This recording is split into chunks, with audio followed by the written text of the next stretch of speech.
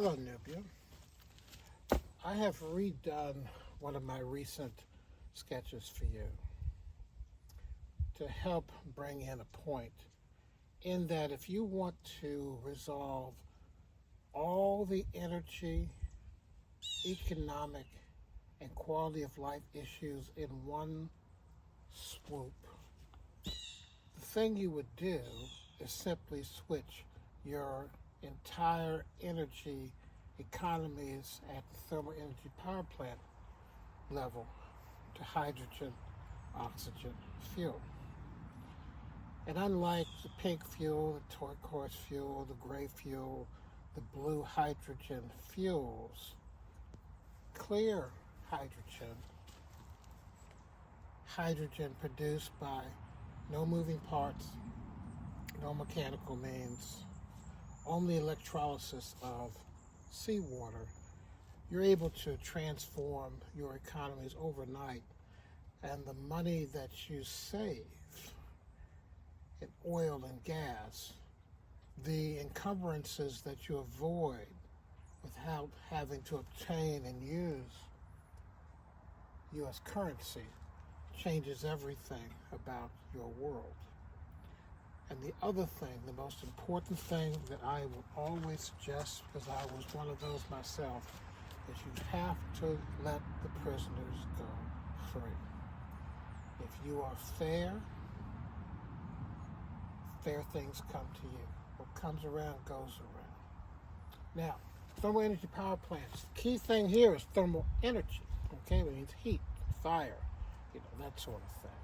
So how do you take low pressure heat, calm, what you consider cool heat, ground heat, and you turn it into a plasma that is 4,000 degrees Fahrenheit, a little over 2,000 degrees centigrade? How do you do that?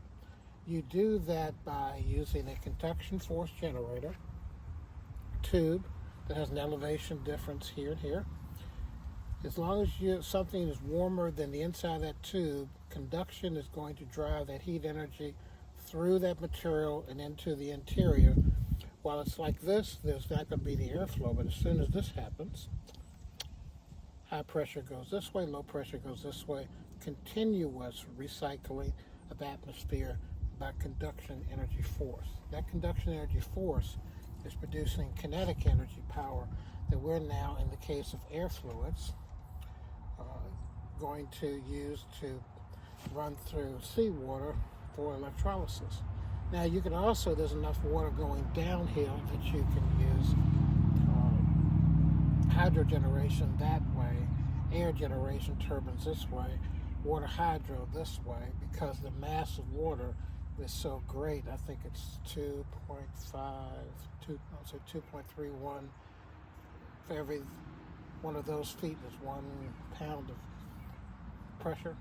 There's a lot of distances. There's a lot of stuff you can do with water if you learn to do with water, but I digress.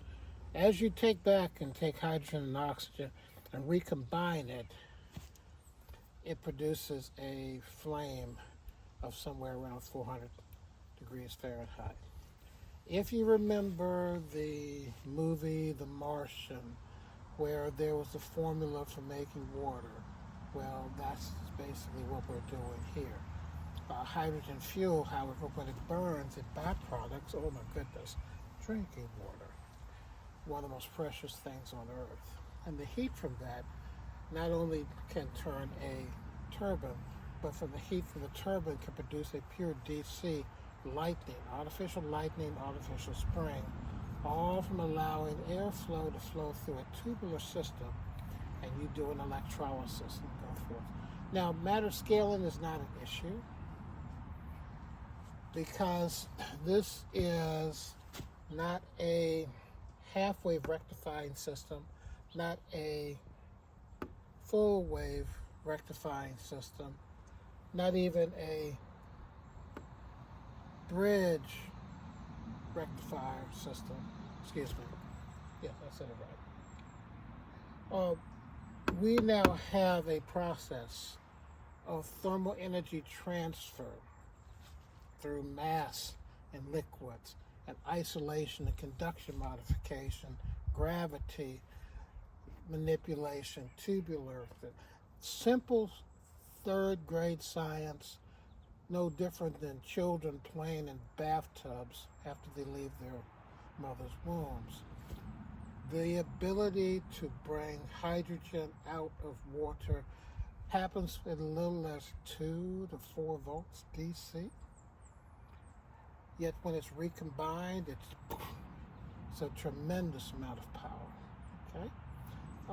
But the key thing we have from this whole presentation is simply take the tubes, the piping of fuel oil and coal ash going into your boilers, and replace those with tubes full of salt water that has electrodes within it that are now producing hydrogen and oxygen and tossing that into the same furnaces, producing hotter energy, boiling water more efficiently, and byproducting drinking water to drink as you get yourself and your economies, all of them off of world oil and U.S. currency worldwide.